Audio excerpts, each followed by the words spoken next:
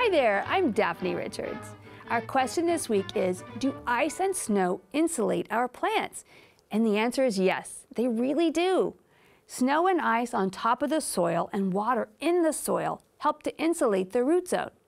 You'll also commonly hear the advice to water your plants ahead of a freeze, and that's actually a good idea too because of water's ability to moderate temperatures.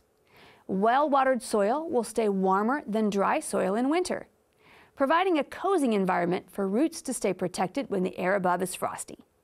Mulch also really helps with soil temperature moderation, so irrigating beds, then mulching is a great way to protect plants from winter cold.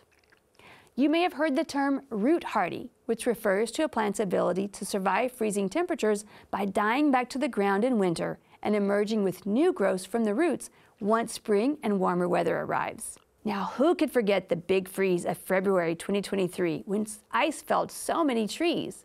But Hannah Thomas grabbed a very heartwarming shot of a spotted towhee in her Fredericksburg garden near Enchanted Rock. She wrote, "From my understanding, spotted towhees are somewhat rare here in the hill country, which is why I was so excited to see this little guy stop by."